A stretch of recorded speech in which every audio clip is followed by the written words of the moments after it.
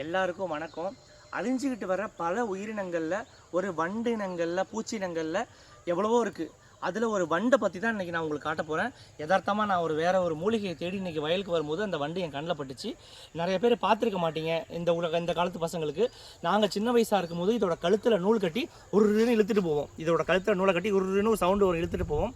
பொன்வண்டு, இதுக்கு இங்கிலீஷில் கோல்டன் பீட்டில் அப்படின்னு பேர். அந்த பொன்வண்டு இன்றைக்கி நான் பார்த்தேன், உங்களுக்கு காட்டுறேன். இதுக்கு பொன்வண்டுன்னு காரணம் வரத்துக்கு என்ன அப்படின்னா, அது முதுகு பகுதியில் உள்ள ஒரு கோல்டன் கலர் அழுத்தமான ஒரு ஓடு.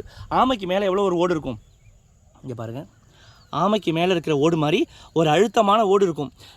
பச்சை, மயில் கழுத்து கலர், ப்ளூ, எல்லோ, பிளாக்கு, அந்த மாதிரி மினுமினுப்பாக ஒரு மின்னக்கூடியது தான். அதனால தான் இதுக்கு பொன்வண்டுனே பேர் வந்தது. இது இந்த கொன்றை இலைகளை விரும்பி சாப்பிடும். கொடுக்காப்புள்ளி மரத்தில் அதிகமாக இருக்கும். கொடுக்காப்புள்ளி, கொன்றை மரம், வாகை மரம், இந்த இலையெல்லாம் இது விரும்பி உண்ணும். இப்போல்லாம் இதை பார்க்க முடியறதில்ல. மின்மினி பூச்சி வேறு, பொன்வண்டு வேறு. அது ஒரு மாதிரி லைட் எரியும்.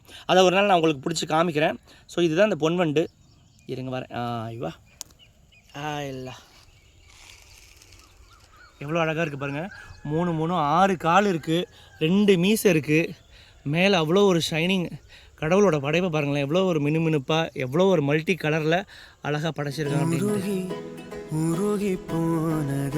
பொன்வண்டு நல்ல தகவலோட இல்லை நல்ல வீடியோவில் இல்லை நல்ல மூலிகை அடுத்த வாட்டி உங்களை பார்க்குறேன். அது வரைக்கும் பை பை. இப்போ நான் பறக்க விட்டுலாமா? பாய் பாய்.